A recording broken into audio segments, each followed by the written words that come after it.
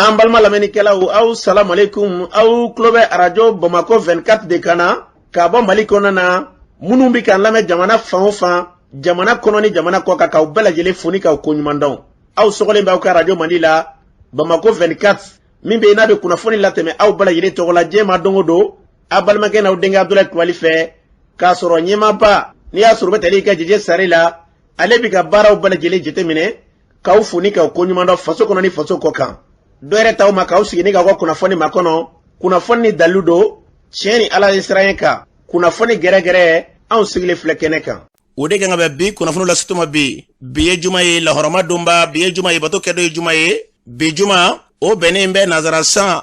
an b'a lɔn k'a fɔ kalo 5nan ye mɛ kalo ye bi o tile 13 ye ka bɛn 2022 san ma farafin kalo min n'i y'a sɔrɔ o ye selifitinin kalo ye bi o tile 13 ye san kalo 10 don hejira san 1443 san dugu de bɛ kɛ Ala ka ɲɛ ka d'an ma bakurunba fɔla bi kunnafoniw filɛ k'aw ladɔn k'a fɔ an ka jamana kɔnɔ na min ye jamana lakanabaaw kɛrɛnkɛrɛnnena kɛlɛkɛcɛw ka ministre ye ale da sera ma jamana kɛlɛkɛcɛw ye wulikajɔ laban minnu kɛ o ko kɛra cogo min na kunnafoniw ye ɲɛfɔli k'o la min ka dɔn k'a fɔ basigi a yiralen bɛ k'a fɔ bi wulikajɔ bɛ ka kɛ ka ɲɛso ma taamaba dɔ n'i y'a sɔrɔ n'u kan ka sigi sen kan an ka jamana kɔnɔ na bi kunnafoniw ye ɲɛfɔli k'o la susenkaw fɛ a yirala k'a fɔ ko wulikajɔ kɛba dɔw kɛrɛnkɛrɛnnen k'i ka dɔn olu taara don ni ka maa dɔw bɔnɛw ni na kunnafoni ye ɲɛfɔli k'o la an ka jamana kɔnɔ bi fɛɛrɛ jumɛn de bɛ bi an bari ko min n'i y'a sɔrɔ n'u sigira an kan fɛɛrɛ jumɛn de kan ka tigɛ ka ɲɛso ma kunnafoni ye ɲɛfɔli k'o la ninnu de bɛna kɛ kunnafoni kumaba ye bi k'a fɔra kunnafoni wɛrɛw bɛna fara na Alassane Babalɔnkɛ n'aw denkɛ Abdulaye Kulibali Ala ka ɲɛ ka d'an ma kunnafoni an b'a daminɛ ka lɔn k'a fɔ Sose Sibila kɛrɛfɛ kɛrɛnkɛrɛnnen na i ka dɔn k'a fɔ Sinzani marabolo kɔnɛ na an b'a lɔn k'a fɔ Segu mara don k'a dɔn k'a fɔ wulikajɔ kɔni kwa kɛrɛ ka dɔn k'a fɔ maa dɔw fɛ n'i y'a sɔrɔ kana dugu yɛrɛ kɔnɔ na kana maa fila kɔni bɔnɛ nin na an b'a lɔn k'a fɔ sigidalamaw kɔni olu yɛrɛ ma sɔn cogo si kelen na minnu nana waleya in kɛ u bɛɛ lajɛlen ka se ka danga olu yɛrɛ wulikajɔ kɛ kunnafoni na ko ka tila k'u tɛgɛ da maa dɔ fana ka maa minnu ye waleyajugu in kɛ ka mago sɔrɔ la fo ka tila k'o fana kasara nin na a yirala k'a fɔ bi min ye ka dɔn k'a fɔ susedan lamini ye ka na miɲɛ yɔrɔw fɛ ka na i ka dɔn k'a fɔ tongolongura yɔrɔw fɛ basigibaliya kɔni kabini sangaja jadi waleya tigilamɔgɔw bɛ k'a cogo yɔrɔ dɔw la ko fɔ bi u b'u sɔn yɔrɔ ni yɔrɔ bi basigibaliya ka se ka cogo an ka jamana kɔnɔ nka fɛn min kan ka kɛ o de ye wulikajɔ ye hali bi min b'a la kɛ ka se ka dɔ fara u ka se ka basigi lafiya u bɛ se ka maraw sɔrɔ cogo min na an bɛ dugawu kɛ Ala ka kɛ ten n'an bɔra yen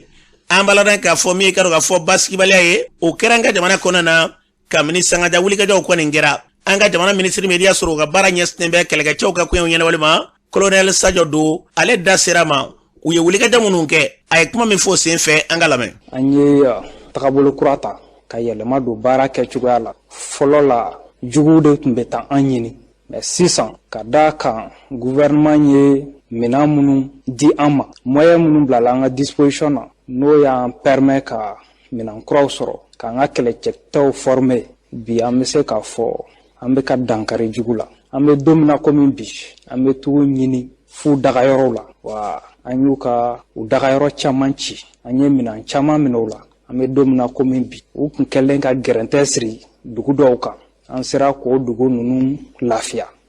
bi fana minnu tun bɔr'u sigiyɔrɔ la ka sababu kɛ nin gɛlɛya ninnu ye caman bɛ ka segin o sigiyɔrɔ la bi an bɛ se k'a fɔ ko alhamdulillah ka foli bila maliyɛn bɛɛ lajɛlen ma olu minnu sɔnna gɛlɛya kɔnɔna la bɛɛ b'a dɔn k'a fɔ ko degun bɛ maliyɛnw kan bi ka degun dɔ kun walasa ka minɛn di an finitigilakaw ma n'an ye jateminɛ kɛ fɔlɔ la n'an ka kan dɔ kun attaquera walasa ka dɛmɛ don olu ma an bɛ obligé ka dɛmɛ ɲini an dɛmɛbagaw fɛ n'an ka sɔrɔsiw kun banana kɛlɛ kɔnɔna la dɛmɛ ɲinini tun ye wajibi ye walasa k'u ta ka bɔ kɛlɛkɛyɔrɔ la ka na n'u ye dɔgɔtɔrɔso la wa an bɛ dɛmɛ ɲini minnu fɛ n'u ma sɔn o kɔrɔ k'olu bɛ sa mais an bɛ don min na komi bi Ala y'o nɔgɔya Ala k'an kisi n'an ka kanw attaquera an yɛrɛ ka pankulu b'an bolo an bɛ se ka wuli ka dɛmɛ don o mɔgɔw ma wa ni mɔgɔ fana banana an bɛ se ka o banabagatɔ ninnu ta teliya la ka na n'u ye dɔgɔtɔrɔso la min ka surun an na o ni bɛ se ka kisi cogoya min na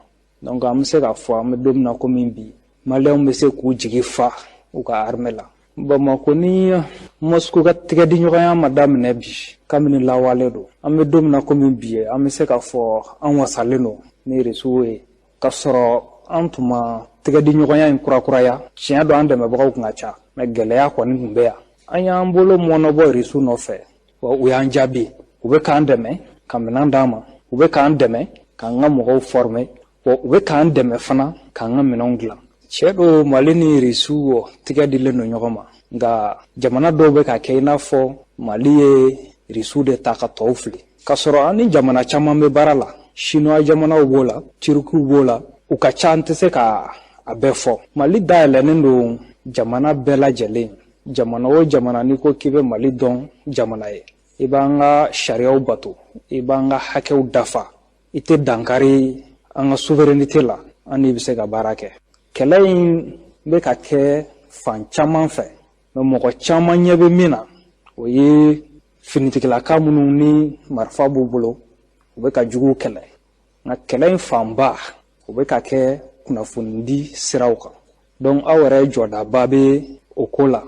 parce que kunnafoni diko ɲuman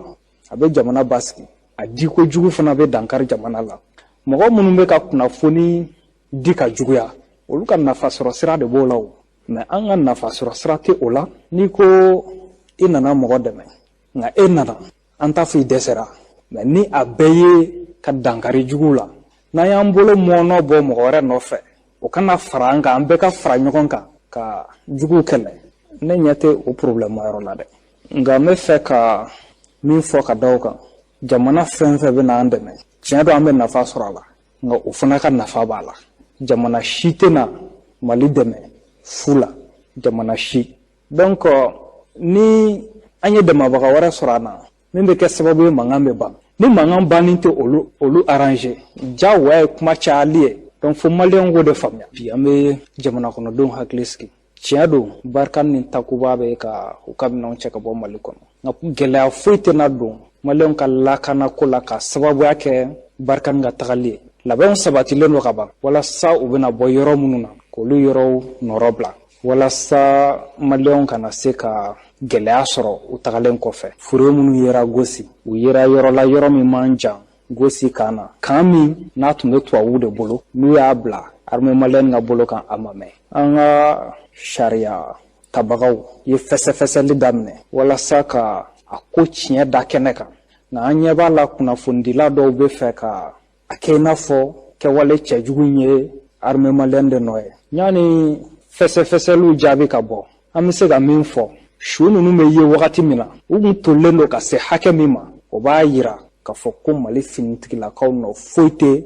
nin kɛwale cɛjugu in na. An balɔrɔ k'a fɔ ni tun ye Mali minisiri bɛ n'i y'a sɔrɔ ka baara ɲɛsinnen bɛ kɛlɛkɛcɛw ka kan ɲɛnabɔli ma colonel Sadio Kamara ni tun y'ale kan ye an ka jamana basigi lafiya o bɛna sira min fɛ Ala ka Mali bila o minɛ kɔnɔ n'an bɔra ye min y'an ka jamana kɛrɛnkɛrɛnnena minisiri b'an ka jamana kɔnɔ n'o ka baara ɲɛsinnen bɛ muso ni du ni denbaya ale ye wele bila gɛlɛya minnu bɛ bi an ka jamana senna ni bi bɔliba min y'a sɔrɔ o bɔli dalen bɛ ale bɛ kuma o kan min ka dɔ ka fɔ Wadilakaw furumuso Fune Kulubali a ye min fɔ o filɛ. Aw bɛ mun de fɔ anw ɲɛna anw tɛ mun de dɔn an ka taabolow la yan nɔ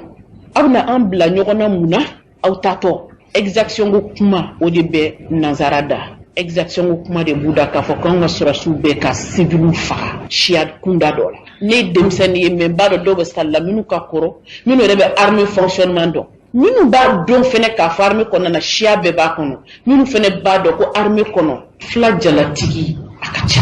est-ce que olu bɛna jɛ n'a ye fagali ka k'u ka siya ka côté la ka se niveau dɔ ma mais n'an ma bɔ k'a waleya k'a yira tubabuw la tubabu bɛɛ tɛ k'a yira maaw la minnu bɛ fɛ ka rapport dɔ bɔ an ka sɔrɔsiw kan k'a f'u ye k'u bɛ ka civiliw faga n'an ma bɔ bi fo ninnu ka tila u ka mission na k'u protéger parce que anw de bɛ marifa ni fɛn bɛɛ la an ka sɔrɔsiw bolo u ka protection ye peuple de caution kelen min b'u bolo ye peuple dɔrɔn de ni peuple t'u kɔfɛ u jala ti jɔ ka fosi kɛ il faut que an ka bɔ k'u jajɔ u sirannen tɛ dɛ mais pour les renforcer ils ont besoin de notre soutien wa soutien man giri ka musow ka soutien bɔ n'aw y'a jateminɛ ni muso bɔra ka kuma o kuma fɔ nanzara bɛ reculer o de la ne ye wele bila aw ma o bɛ yen min jɛkulu fɔlɔ wulila ko opération espoir ko bɛɛ ka bɔ ko ka taa an ka forces armées soutenir ne fɛnɛ ti jala ti se ka gɛlɛya ka kuma ni ne ma aw ye ne kini ni numan fɛ o de y'a to n y'a ŋaniya n ka n ba wele min ye aw ye n ka n kɔrɔ wele min ye aw ye aw ka na aw ka fara n kan an ka appel nin kɛ pour que Mali muso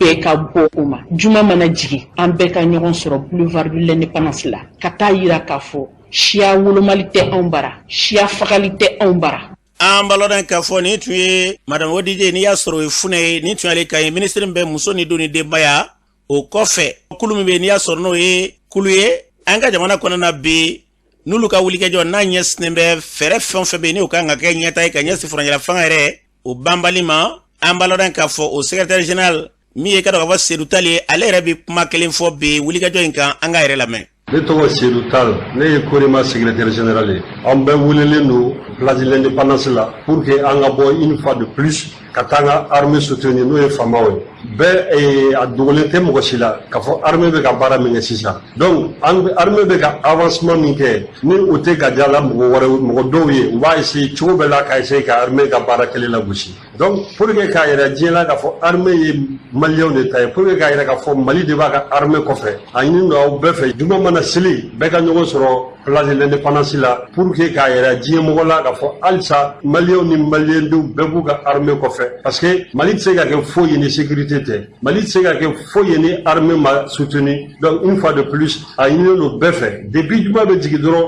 commerçant transporteur mécanicien réparateur fɛn o fɛn min bɛ dugu kɔnɔ bɛɛ ka fɛɛrɛ kɛ an ka se ka ɲɔgɔn sɔrɔ boulevard kan pour que ka kumatugu diɲɛ mɔgɔ ye une fois de plus k'a yira k'a fɔ Mali b'a ka armée kɔ bi Mali b'a ka armée kɔ sini parce que an ka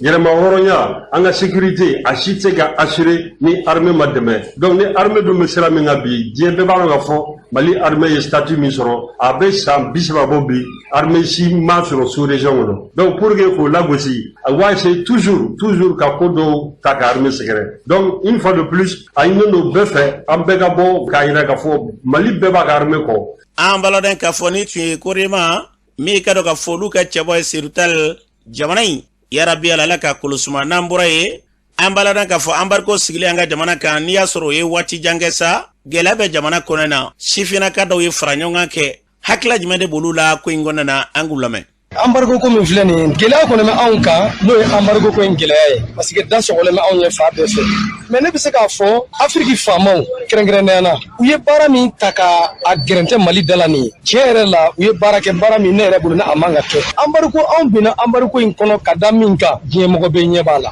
an ka faamaw bien vrai que tiɲɛ yɛrɛ la maa bɛ i ka jo sama mais n'a sera yɔrɔ dɔ la i b'i kɔfɛ mɔgɔw fana lajɛ n'o ye jamanadenw i ka peuple ye an ka se ka bɛn Mali an tɛna se ka taa k'an dafɛ jamanaw to olu tɛna se ka taa k'an to donc u fana k'a lajɛ ale ni u bɛ se ka bɛn cogoya min na u ka o sira ta u ni CEDEAO mɔgɔw ni ɲɔgɔn cɛ vraiment bɛn ka se ka kɛ ko in na jamana ka se ka lafiya. Gɛlɛya minnu b'an kan Mali la bon o ye maliyɛnw yɛrɛ ka taabolo gɛlɛya de foyi tɛ transition ko kɛlɛ gɛlɛya dɔrɔn de bi sinon Mali ne y'a tɛ gɛlɛya foyi la ye i bɛ transition in nana an ka gɛlɛya yɛrɛ camanba de bɔra la parce que kɔrɔsipɔ ni u bɛ wari minnu suya ni kalabanciya minnu bɛ jamana kɔnɔ caman bɔr'o la o de bɛ maliyɛn caman kan c'est pour cela u bɛ k'a fɔ ko embargo b'an kan tɔɔrɔ bɛ yen ne kɔni ma sɔn a ma opposition ka mankan de bɛ yen sinon gɛlɛya foyi tɛ yen transition bɛ ka baara kɛ problème foyi tɛ Mali kɔnɔ. An bɛ don min na komi bi kɔlɔlɔ caman de b'an kan embargo ko in na parce que minɛnw prix gɛlɛyala mouvement sumayala feere minnu bɛ kɛ fɔlɔ olu tɛ ka se ka kɛ bi bon a gɛlɛya ka ca quoi. Transport yɔrɔ ani baloko yɔrɔ o gɛlɛya de bɛ yen dɔɔnin mais transport yɔrɔ o de bonyana dɔɔnin parce que min farala kabiriya kan olu y'o to bonya kojugu u kan ka min fara u ka transport kan o to min bonyana o bonyana kojugu u ka dɔ bɔ o la kabiriya min farala kan a tɛ 50 bɔ a tɛ 100 bɔ mais u taara min fara u ka transport kan 400 400 ni 600 ninnu olu bonya kojugu. An baloden ka fɔ ni tun ye fasoden dɔ kan ye biɲɛ kurabɔ tɛ taa woyɔ kɔ basi lafiya kɛrɛnkɛrɛnnen an ka jamana kɔnɔ na o bɛna siraw sira fɛ ala ka maliden an ka jamana cɛ ni muso denmisɛn ni mabakɔrɔ k'an bɛɛ lajɛlen fara ɲɔgɔn kan ni k'an don jamana ɲɛta o da fɛ n'an bɔra ye tuma min na i ka dɔn k'a fɔ wulikɛjɔw bɛ sen na an ka jamana kɔnɔ na o waati kelen kɔnɔ na farabu kɔni gɛlɛyaba de bɛ yen kabini farabu datugura sɔɔni an kun bɛ san 2 kan farabu sira ma bɔ maa ma se ka ka bɔ farabugu fo n'a kɛra ni lakanabaw groupe taara yen n'olu bɔra ni ye gɛlɛya ya sababu ye sɛnɛ ma se ka kɛ san 2 sɔnna miso ma suma den kelen ni hali tiga ka se ka ju 2 dan kɛcogo t'o la dugu kolilen bɛ surasilakaw bɛ dugu kɔnɔna na ye dugu kolilen bɛ jadiwala tigilamaw fɛ i tɛ se ka bɔ ka taa yɔrɔ si n'u ma dangari la o kɔni kɛra kabini sangaja fo bi don o don dɔ bɛ ka fara gɛlɛya kan ka taa fɛ min ye ka dɔn ka fɔ arabadon yɛrɛ ye an balaka dɔ o kɔni kɔngɔ kɛra so ye ni k'o faga san 50 bɔɲɔgɔn kɔngɔ y'a sababu ye kɛ kɔn o ɲɛ maa 14 kɔngɔ kun kɛra so ye kɔsabɛrɛ in na ka bɔ n'olu fana ye olu bɛ furakɛli yɔrɔ la ni waati in na k'olu kɔni lafiyara yasa kan berle faranya ngani ka se ka nya fanye farabugo ka dozo ba ndoma do Ablaye Coulibaly ale bambolo ni watina joni na tawa Coulibaly no ko dozo fa farabugo Ablaye Coulibaly farabugo bilama abi chogodi ko men nyana bandoma wala balo ko re ko na gele ko ni brede farabugo bilama ko ni kere la balo ko gele ba ona ya fura ko be fargwato chayara an feya gouvernement ni projet u ka balo ko o de famana amma ko jugu balo ko gele de mi bi to kan na sisan o ye dugu numbalmo ba ko ka nu sira be bora kelengele ni kilo bidu nu sanku samama na o dun ta dugu be tay vraiment o de gele ba dugu ka bi mo do be o be ga shifon o bi tile kun o de gele ba no ni fargwa farfuni ngoni a commencer a mo la tunu farfuni mbe ka commencer tunu kongo ere de do ko an ngoni bi mi nyini gouvernement so angu foku wali nyimando da alibi ambo mabia de nyinu fo kan de mani baloni kerengere le nyan do ma mi ere kede awnya ambo fede o kan asirende labo an soro ka nga movement ke na an turata am so ne ka chubudi an ngoni bi mi nyini alibi gouvernement ke ka baraka teliara pour que sanis so mi jige de yela nga kono na sere mi tege labo ko de am fayde am gouvernement ko no fo ka chesir la alibi ya be wuli jomina la alibi amba nyinu fo kan de meni de menanye mi segi ane do wafiri chesirende labo do wafiri ne on chela no sira ka tiga 8 km au carré amba fa alhamdulillah am somye ka nye dubi lafiya jamani yara bi lafiya yare an woni bodi nyini bi aye kuna foni soro kwala ni kongo fe ko musula kado fatura araba so mara jona fe farabugu ye o ye chenwa o ye chen do mam sen fatura araba so mada fe ashiba sambitu asababu ko ni bora kongo de rapate baloko de kumbala ko sai na matani ko minia soro kongo kera soro ye ko lu bana fulu kuntaraka na furagali yoro la segu ni watina olu bi tugodi olu ko ni furakala unno ko yara yara di ina ra do ka do be o bala nya wela ku la ki ko ko mo tan nani ko lu be ne ma soro ya ala ni anga famo ka chesir nu ka wuli ki joni projet mo ko minu nyande non amu bela jele fo kon ali bi sa an woni an be demede nyini ko non de ko ngona men ko an fe ya de ame do mena ko bi ko ni kelen ta ka maw de secret na fo ka ta banabato la dai banabato la dai abe farfuni ndi ni ya farfuni ndabna ni dron o ko banana to la di balo minu ubunna nu ye nu ba fa ku nana ni balo ye farabu balmaw ni du kono mo yoro ka smatani undi non de furuba balote oye mo kelengele ni yorodi me fensa balmo me fensa ma cheka fensa ro de ndoma furuba balo mita gouvernement on itali cheka men wati jume mois de février ye farabu du korabayi aw dana ve mara yoro munu be bi aw no lu che sigibi chogodi sigi kon ye sigi togodi sako parce que awone no tay afo ko ambalmo do ambona do me jadi si yang faraga bo nyona de wudo ye benywanya ta ufe ulugu ufe ande ko kwanti benywanya ta ufe ko de be fi daga si ondara anti mali gouvernement ko ni jamba ko jenge wuli nango amba fo gele aba nga ala ni inshallah ka ku dedu farabu jora cho mi ni inshallah kun jora tino jadi si ufla ga barami ga farabu ra kun tege to parti o budu inshallah fe ubuna farabu kele udu na inshallah fe kana farabu ko ke malo jini kana machine ta kanga farabu purani buguvie kanga mena pe dunu ke tana inshallah ni inshallah ka kun joro kun tege ke an nawo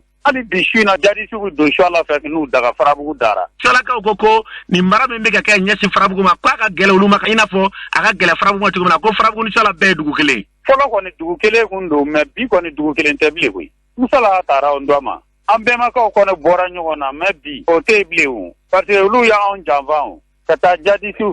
su bismillah mina lu dugu kono ko refusé be inshallah ni farabu tia refusé te jadi su de do mo mi wuli ka bo burgu ko o sigile be inshallah bu marfa ta ka bo inshallah u buna farabu ka kele ko refusé ro be mi domina mugu bi tiga do farabu o dongele ko nana fene inshallah ka we kulu ni torawla ko ni mamu gibi inshallah ni farabu bo nyona ka bekele adamina ko ni anga balwam to de do be lu wuli la ka na farabu magena depuis ulu chejole minu ngumbe nu lu do chena to purgotora ulu sigira minu ntora la ala yola ulu twara ato minu meto ulu inshallah bla piu parce que nous inshallah bla inshallah ka bu gira jadi si lo bu faga inshallah mo haka min na ambu don ay shere usoro inshallah dugu kono ka go ku yebe ata ni jadi siwe inshallah ka go kulu ni jadi ma ben ko foila ye benya nya tanu parce que utaru ko misir la ga ta fuyi na sorla ugu fara bu ka u ka fo nu ti fara ka u ka fo mo ma anyo ga kuma ma uyu ko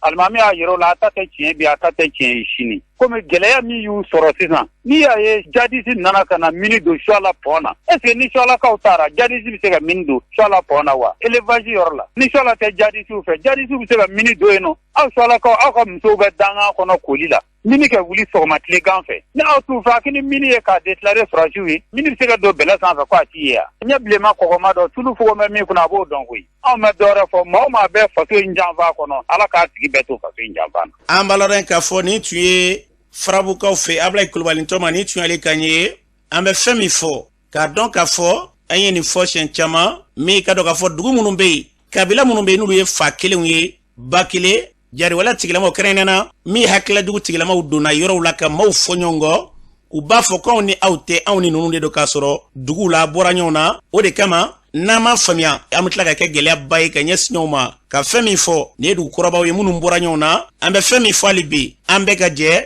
ka nin bila faamuyali minɛ kɔnɔ ni ala sɔnna ma min ka dɔn k'a fɔ jamana n'a ba sigira an ka dugu ko la min ye fɔɲɔgɔnkɔ ye ka se k'a bɔ ninnu ni ɲɔgɔn cɛ o hakilila o taba y'an ye wa ni ala sɔnna ma an b'o sira kan basigi lafiya k'o sabati nin n'a ɲɔgɔnna caman yɔrɔ caman na u ye nin hakilila ninnu de don anw na u bɛ taa fɔ k'u ni kɔrɔkɛ cɛ k'u ni dɔgɔnin don k'a sɔrɔ aw bɔra ɲɔgɔn na n'an m'a faamuya sigiw bɛ tiɲɛ balimayaw bɛ tiɲɛ taabolo bɛɛ bɛ tiɲɛ k'a sɔrɔ a si fɛ k'u tɛ gɛlɛya ka si sɔrɔ ye nin n'a ɲɔgɔnna hakililaw don i n'a fɔ bi an ka jamana bɛ nin gɛlɛya kɔnɔ yɔrɔ caman na ka fɛn min fɔ bɛɛ ka sabali an ka lajɛ ala jati kama bɛɛ k'a ɲini faamuyali minɛ kɔnɔ na an ka tila ka bɛn nin ko in na ni ala sɔrɔ ma jamana in a kun bɛ basigi ka don nataw kɔnɔ na an bɛɛ kelen n'a ye nin fɔba ye ni k'a ban pewu wa ni ala sɔnna bɛ dugawu kɛ nin futinɛ in ala k'a da faga n'o tɛ a talen kɔrɔ kɔ bɛ tila ka kɛ sigiɲɔgɔnya tiɲɛ ye ka balimaya tiɲɛ ye ala k'an kisi o kɔlɔlɔ ma k'an bɛɛ bɛn kan kelen kan k'an don da kelen fɛ ni k'an bɔ da kelen fɛ ala k'o hakilila ɲuman di an kelen bɛɛ lajɛlen ma n'an bɔra ye an b'a lana k'a fɔ CNT kɛrɛnkɛrɛnnenya o kulu kɔnɔ na kulu bɛ n'u ka baara ɲɛsinnen bɛ sariya kow ma fɛɛrɛ jumɛn de kan ka tigɛ ka ɲɛsin kalata o baara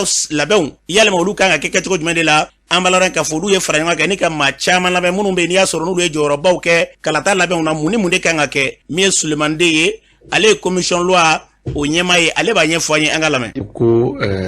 kalata sɛbɛn nin bilala ka na an bara kabini décembre kalo tile 6 ka kɔn session d'octobre datuguli ɲɛ ni tile 11 ye ka kɔn assise nationale même de la refondation ɲɛ bon b'a yɛrɛ k'a fɔ jamana in kɔnɔ an b'a dɔn an ka gɛlɛyaba bɛ sɔrɔlen don mun fɛ o ye kala tacogo ye an bara kala ta mana ban a jaabiw traitement kɛcogoya fɛ et donc an tun tɛ se tile 11 in kɔnɔ k'a fɔ k'an bɛ kalata sɛbɛn in k'an bɛ a baara kɛ ko k'a latɛmɛ o de y'a to a baara lablara fo session d'avril dayɛlɛlen ɲɛ n'o kɛra tɛnɛn kalo avril kalo tile 4 an ye maa caman lamɛn nin y'an dɔgɔkun sabanan daminɛtɔ de ye an bɛ maa lamɛn na an ye maa caman lamɛn an tɛ se k'a bɛɛ tɔgɔ fɔ mais comme n y'a f'i ye cogo min na an ye seni ɲɛmɔgɔ 3 lamɛn n y'a f'i ye an ye Jamutani lamɛn an ye Kassim Tapo lamɛn an ye Ba lamɛn olu mun ye seni ɲɛmɔgɔya kɔrɔw kɛ an ye ministre de l'administration territoriale lamɛn mun bɛ tali kɛ Aguerlaf an y'o lamɛn an kan ka Musa Sinko lamɛn minnu ye kalaw ta an ka mulu de ma kalataw kɛra ka minnu to olu ɲɛmaayaw la donc an ye parti politique ɲɛmɔgɔ caman fana lamɛn i n'a fɔ Cɛbilen Darame nin b'o la i n'a fɔ Cheikh Modibo Jara nin b'o la PRVM fasokow parti fɛn fɛn bɛ yen bi n'a bɛ fɔ ko parti baw don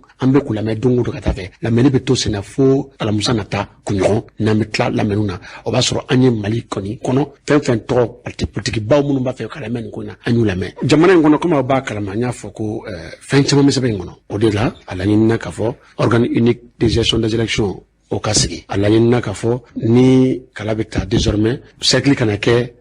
kalata gun ye région de ka k'a ye a laɲinina k'a fɔ scrutin min b'an bolo n'o scrutin majoritaire ye o ka bayɛlɛma ka kɛ scrutin proportionnel ye fɛn caman b'a kɔnɔ a laɲinina k'a fɔ ko an ka vote électronique don ba la i n'a fɔ kalata sɛbɛnw liste électorale an k'a lajɛ k'a fɔ ko o révision ka kɛ kalata o kalata ɲɛkɔrɔla la bon nin ye fɛn minnu fɔlen don a kɔnɔ n'an b'a fɔ ma ko innovation baw don mais a ma fɔ ko bɛn kɛra a bɛɛ kan nin fɛn minnu fɔlen don n'i ye k'i bɛ kalata règle falen ka se fo nin hakɛ ma a ka kan a kalata règle i ni mɔgɔw ka jɛ ka kuma kɛ u k'u hakilina f'i ye u k'u jɔrɔnakow f'i ye u k'u ka laɲiniw f'i ye donc baara in kun y'o de ye an bɛ k'u lamɛn an bɛ bɛɛ lamɛn bɛɛ k'i jɔrɔnako fɔ bɛɛ k'i n'a fɔ ka taa fɔ surtout que kalata sɛbɛn kɔnɔ hali sisan fɔra maliyɛn minnu sigilen bɛ Mali kɔ kan olu fana nin kan ka y'a la u jɔyɔrɔw ka ye wasabulon kɔnɔna na donc bɛɛ tɔgɔ b'a kɔnɔ bɛɛ ka laɲini b'a kɔnɔ mais a bɛ lasabati cogo min na f'a ni bɛɛ ka jɛ ka kuma a fɛɛrɛ ɲuman an k'a tigɛ ɲɔgɔn fɛ n hakili la an bɛ kan ka wasa sɔrɔ n ka laɲini fana ye an ka wasa sɔrɔ an bɛ ala deli o de la o de y'a to an ye welemada kɛ n ko maliden fɛn fɛn bolo kulu o kulu bɛ jamana in kɔnɔ tɔn o tɔn bɛ jamana in kɔnɔ politiki sira kɔnɔna na kalafili sira kɔnɔna na n'u bɛ se ka na an ma k'an dɛmɛ an ka se ka kalata sɛbɛn ɲuman ta maliden bɛɛ b'i yɛrɛ kalata sɛbɛn min kɔnɔ bɛɛ bɛ ɲɔgɔn faamu kalata sɛbɛn min na u ka na u k'an dɛmɛ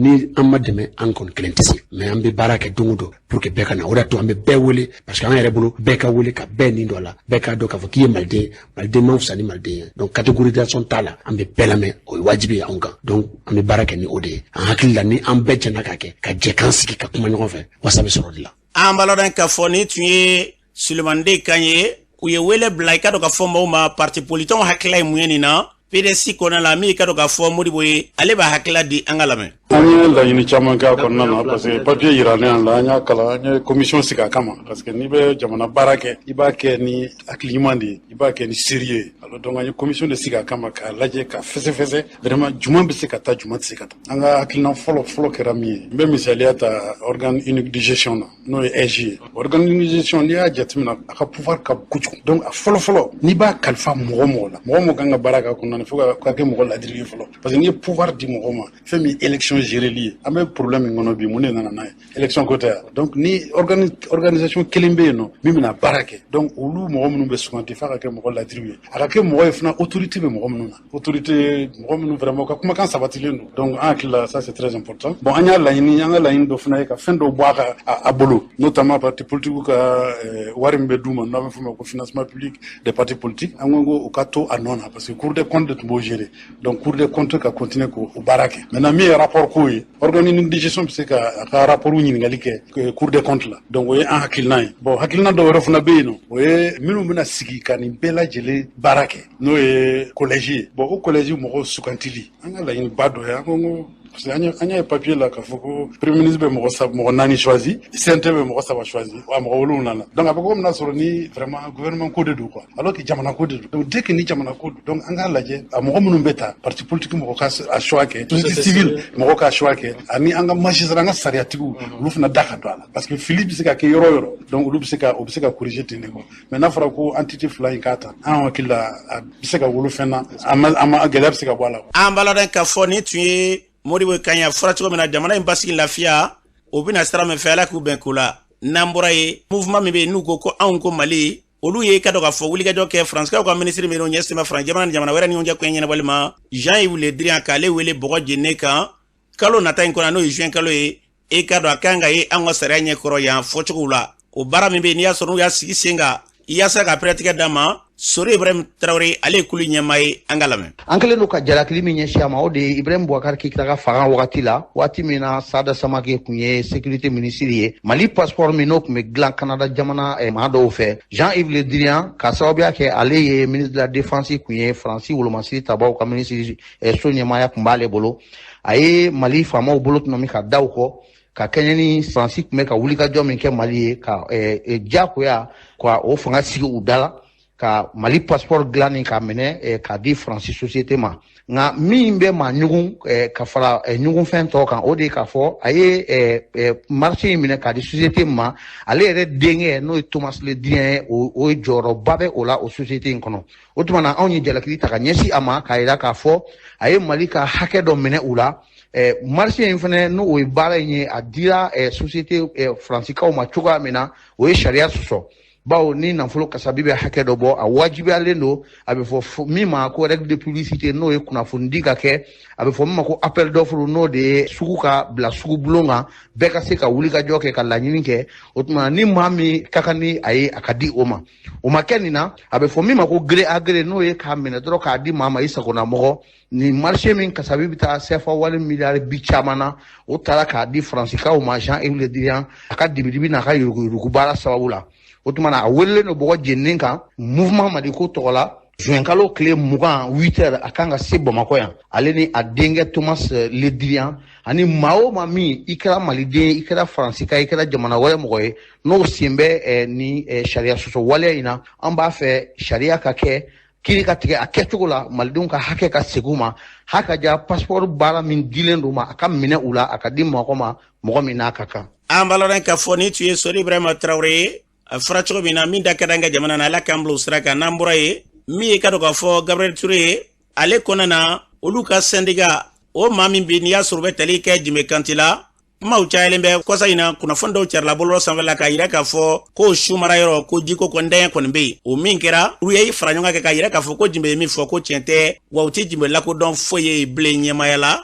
a bɛ baara min na k'a ka tɛmɛ n'o ye a n'olu tɛ ka don k'a fɔ kulu yɛrɛ kɔnɔna na bilen fiyewu yaasa k'o pɛrɛtigɛ d'a ma syndicat ninnu ɲɛfɛ Ture b'a kɛ hakilila di an ka lamɛn. Gabriel Ture baarakɛla bɛɛ jɛma kan o Jime a ye tɔgɔcɛn caman d'an kun kɔsa in n'a yɛrɛ ta ko ji kelen k'a tɛ morgue kɔnɔ Gabriel Ture la a ma bɛn baarakɛlaw ma baarakɛlaw kɛla ŋaniya an ye réunion min kɛ an ye assemblée minnu kɛ bɛɛ ŋaniya Jime an ka baarakɛla an tɔ tɛ bilen syndicat tɛ an baarakɛɲɔgɔn tɛ bilen o y'an ka ŋaniya de an y'o de fɔ ka décision baw ta o ye fan wɛrɛ ye autorité kulo b'an na Gabriel Ture ka lafiya o ti Jime ka toli ye Gabriel Ture la Jime c'est un standardiste y'o de fɔ a ɲɛna baarakɛla don standardiste ti dɔwɛrɛ olu kɔni téléphone dilanna Gabriel Ture kɔnɔ Jime ban'o ma voilà Jime syndicat kɔrɔ kun don Jime ti syndicat ye bilen baarakɛlaw jɛra k'a fɔ syndicat kɔrɔ in an mago t'o la bilen o t'an ka affaire kɛla kuma bɛɛ grève banbali kuma bɛɛ galontigɛ critique ta baarakɛlaw ko k'an ti jɔ n'o ye bilen donc an ti Jime dɔn syndicat ye bilen an b'a dɔn standardiste de donc a ka standardiste baara kɛ galontigɛba ka da Gabriel Ture kan ka Gabriel Ture tɔgɔ tiɲɛ k'o dusu kasi vraiment dɔ kɛra an mɔgɔ ti Jime la ka sigi ka kuma n'a ye nin ko la i b'a dɔn bibi na mɔgɔ dusu kasi kojugu ni droit ko don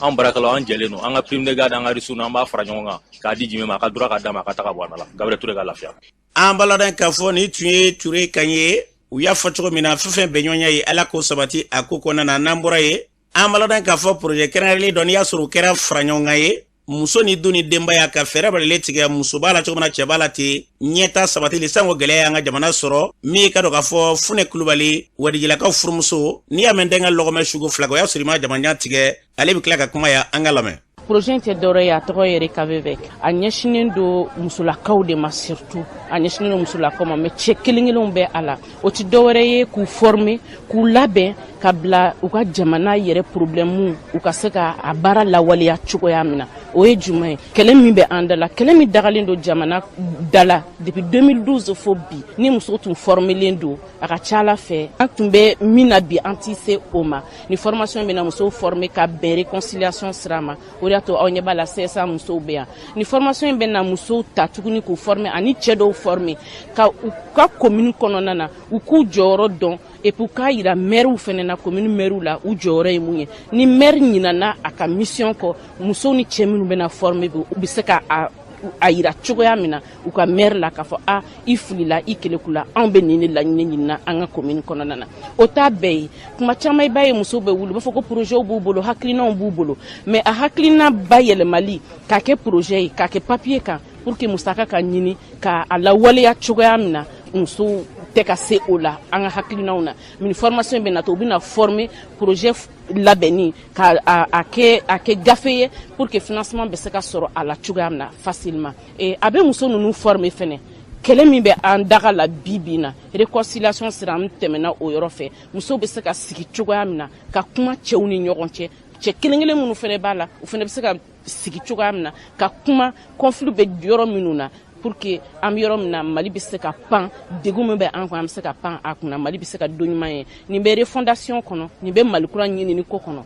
projet in a tɛna kɛ dugu kelen na a bɛna kɛ Kayi a bɛna kɛ Kulikoro a bɛna kɛ Segu a bɛna kɛ Sikaso a bɛna kɛ Mopti wa a bɛna kɛ Gawo a bɛna kɛ Bamako district yɛrɛ fɛnɛ kɔnɔna na yɔrɔ kɔni o bɛ Mali yɛrɛ bɛɛ de concerné. An balada k'a fɔ nin tun ye ministre kan ye muso ni du ni denbaya mara kɛcogo ɲuman kama ala ko hakilina ɲuman d'a ma n'an bɔra ye min ye kalan dɔ sigira sen kan fɛɛrɛ balalen ka se ka kɛ cogo min na kunnafoni ko ka se ka bila yakubali minɛ kɔnɔ la o kɛra i ka dɔn ka fɔ fara ɲɔgɔn kan in kun ye min i ka dɔn ka fɔ kiiritigɛlaw olu ka maabɔ ka taa se kunnafonilaw yɛrɛ ma kulu in kɔnɔna na sariya tigɛlamaw ka bolo kan min ye Sayidu Siribe ale bɛ a ɲɛfɔ an ka lamɛn. Diɲɛ bɛɛ kɔnɔ foyi tɛ se ka ɲɛ ni kunnafoni dilaw tɛ parce que olu bɛ kunnafoni jɛnsɛn n'o ye journaliste ye donc a ka kan ni kunnafoni dilaw minnu bɛ kunnafoni jɛnsɛn a ka kan ni fɛn dɔ bɛ yen n'o ka kɛ a ka an ka olu fana fara kan olu ka se ka faamali sɔrɔ kamasɔrɔ n'i y'a mɛn i bɛ kuma fɔ walima i bɛ baara kɛ a kɛcogo la ka mɔgɔw la faamuya ka bila mɔgɔw ɲɛ walasa ka mɔgɔw bila sira ɲuman kan o k'a sɔrɔ i yɛrɛ y'a faamuya hali n'a ma ɲɛ k'olu yɛrɛ bɛ ka kuma fɔ u bɛ kow kɛ baaraw kɛ sariya hukumu kɔnɔ cogo min na donc o kama an ye journaliste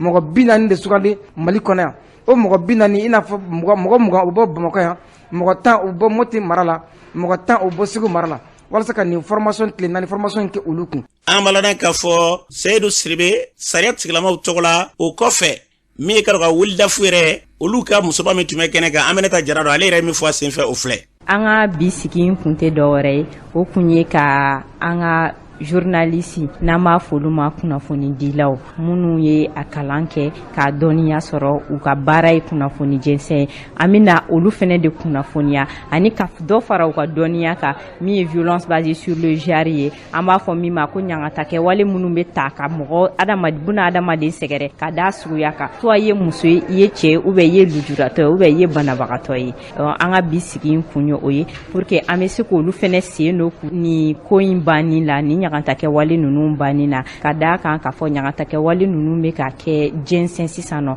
a bɛ ka caya et pourtant a kɔlɔlɔ ka bon kojugu an ka jamana yɛrɛ yiriwa ma a kɔlɔlɔ ka bon adamadenya yɛrɛ yiriwali ma ani sigi kɛcogo ɲuman ma. An balɔna k'a fɔ ni tun ye Aminata Jara wulida tɔgɔ la u y'a fɔ cogo min na kalan in ala ka kɛ kalan ye kalan min n'a bɛ kɛ ɲɛta ye ka ɲɛ sanga jamana ma n'an bɔra ye lafatalikɛla min bɛ yen n'i y'a sɔrɔ bɛ Etienne Fakaba ale tɔgɔ la maître Kone kiri kɔni ko kiri tun kan ka kɛ ko kiri bɔra dɔgɔkɔrɔ ale ye ɲɛfɔli min k'o kama an ka lamɛn. Jaabi ni a renvoyera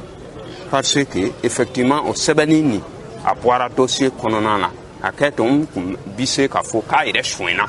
parce que o sɛbɛnni ni o de tun bɛ an ka kuma sɛbɛtiya pour que Etienne ka se ka bɔ nɔgɔ la mais comme o man di mɔgɔ dɔw ye n kɔni t'a dɔn mɔgɔ min de don ye document ni suɲɛ ka bɔ dossier kɔnɔna la donc juge a ko pour que ale ka se ka dossier walawala ka dɔn min b'a la donc an ka o document ɲini puisque a dɔw bɛ an bolo donc minnu b'an bolo an ka copie kɛ ka na n'a ye pour que ale ka se ka kiri yɛrɛ tigɛ a tigɛ cogo la instruction ko ni n bɛ se ka fɔ sariya la instruction bɛ secret kan secret professionnel n tɛ se ka fɛn bɛrɛ fɔ la parce que sariya la yamaruya tɛ ne bolo ka n da don o la kosɛbɛ mais n bɛ se ka min fɔ instruction juge d'instruction bɛ ka baara kɛ an minnu ye avocat ye an bɛ ka baara kɛ ni ala sɔnn'a ma dossier yɛrɛ a ka baara bɛ ɲini ka ban. An balɔna k'a fɔ ni tun ye lafatalikɛla min kɛra n'i y'a sɔrɔ ye maître Kone a fɔra cogo min na fɛn fɛn ka dɔn k'a fɔ basi lafiya ye ala k'o sabati n'an bɔra ye jolicibana kɛrɛnya ni koloci o laada bɛ latɛmɛ jamana 12 bɔɲɔgɔnko la Mali b'o la o laada sigiw kɛra kalanso la ka se ka ɲɛfɔli kɛ an ka maa dɔw lamɛn. An ta école bɔ ka information d'u ma drépanocytose kan mais mun na an ye ni école choisi c'est parce que y'a ye école de santé de olu de y'an ka dɔgɔtɔrɔw ye an ka infirmières ye n'an ka sage-femme ye don nataw la donc n'u y'a dɔn fɛn min ye ni bana in ye ni banabagatɔ ser'u ma dɔgɔtɔrɔso la u bɛna dɔn u kan ka u kunbɛn cogo min na denmisɛnninw de fana don olu de bɛna kɛ sini ma sinikɛnɛ ma an ka denmansaw ye faw ni baw ye an dun bɛɛ lajɛlen b'a dɔn k'a fɔ ko ni bana in tɛ sɔrɔ fiyewu f'a ka sɔrɔ tagamasere dɔ bɛ fa la walima tagamasere dɔ bɛ ba la hali n'u tɛ banabagatɔ ye walima u ye banabagatɔ ye walima tagamasere b'u la donc ni denmisɛnninw informé la ni kunnafoni dira denmisɛnninw ma joona bana in kan k'a fɔ ko fa ni ba de bɛ jɛ ka bana di den ma u k'a dɔn k'a fɔ ko n'u ye dépistage kɛ u b'a dɔn u jeli cogoya bɛ cogo min na u ka se k'u ka furuɲɔgɔnw choisi o b'a to an bɛna se ka dankari kɛ ni bana in na. Mali la n'i y'a ta mɔgɔ 100 o 100 o b'a sɔrɔ mɔgɔ 12 bana in taamasiyɛn b'olu la san o san fana an ka jateminɛ na mɔgɔ denmisɛnnin ba 5 ka taa fo ba 6 olu de bɛ wolo ni bana ye donc il faut que denmansaw k'a dɔn ko bana min don a bɛ se ka a furakɛ mais a tɛ furakɛ ka ban donc il faut que u ka taa ni denmisɛnninw ye furakɛli yɔrɔ la a furakɛli yɔrɔ la donc ni rendez-vous dira u ka taa ani fura minnu bɛ di donc il faut que u ka furaw di denmisɛnninw ma ani fɛn minnu kan ka matarafa pour que bana kana wuli parce que fɛn damadɔ bɛ yen o bɛ se ka bana wuli ni ji dɛsɛra fari la a bɛ se ka kɛ sababu ye ka bana wuli donc u ka to ka ji di denmisɛnninw ma u ka ji min ka caya surtout ni funteni waati ani ni farikolo sɛgɛnna donc denmisɛnninw man ka bila baara giriman na u k'u hakili to a la ani nɛnɛ waati u ka to ka duloki giriman dɔw kana u kana ko ni jisuma ye u kana to ka bɔ san kɔrɔ parce que ni san y'u gosi a bɛ se ka dimi wuli donc u kana dusukasi kosɛbɛ parce que chaque fois ni dusukasira a bɛ se ka dimi wuli ni banabaatɔw taara centre la ni ye 100 o 100 ta donc banabaatɔ bɛ 40 sara donc a 60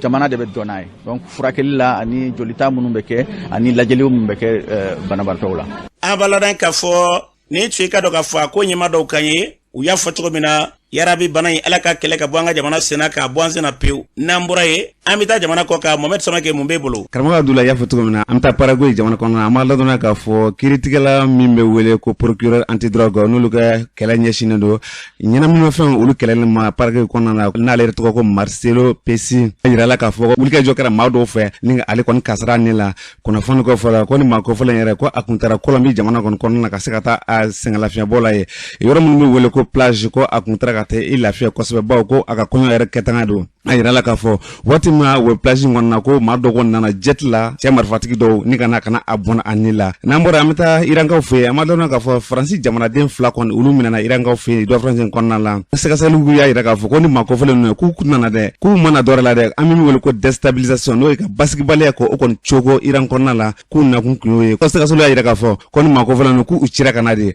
ko an bɛ yɔrɔ min na ko sansa k'u kɔni bɛ sariatigiw ka bolo kan nka ko faransi jamana tulo dɔrɔn ni kunnafoni na waati min k'u ye wulikajɔ kɛ k'a yira Iran jamana na k'u ka se ka nin maa ninnu bila joona k'a sɔrɔ hali dɛlɛmɛ d'u ma n'an bɔra an bɛ taa Équateur an b'a dɔn k'a fɔ Équateur marabolo min n'an b'a wele ko Bella Vista ale kasobon kɔni ko wulikajɔ kɔni bɛ yen kosɛbɛ a yira k'a fɔ kasobon in kɔni ko a kɔni sɛbɛkɔrɔ falen don o kɛra sababu ye ni ka se ka wulikajɔ n'o ye bila ɲɔgɔnna ye ko o tɛmɛ kasonadenw yɛrɛ dama ni ɲɔgɔn cɛ min kɛra sababu ye ni ka maa 44 ɲɔgɔnna kan olu bɛɛ lajɛlen bɔnɛ u ni na ka kasɔrɔden maa 200 olu kɔni u yɛrɛ ta nka kunnafoniw y'a yira k'a fɔ dɔfɛn in kɔnɔna la ko wulikajɔ kɛra ka se ka a maaw bɛɛ lajɛlen ka se ka u sɔrɔ ka na u bila kaso kɔnɔna la n'an bɔra an bɛna Sénégalikaw fɛ yen an b'a dɔn k'a fɔ min ye muso jigilan 3 ye n'an b'u wele ko sage-femme ma ko olu kɔni bilala kaso la kaso min n'an b'a wele ko prison avec sursis n'o ye kalo 6 bɔɲanko ye a yira la k'a fɔ ko ni musolaka ninnu k'u ka baara kɔni ye min ye sa ka se ka muso dɛmɛ u ka jiginni sira fɛ ko nka dɔ fana tɛmɛnen na ko muso lasiritɔ dɔ kɔni taara hôpitalso la ko min ye césarienne ko tun kan ka k'a la o kuma ni musolaka ninnu kɔni olu kɔni tora munumunu salo la u kun kan ka baara wulikajɔ minnu kɛ joona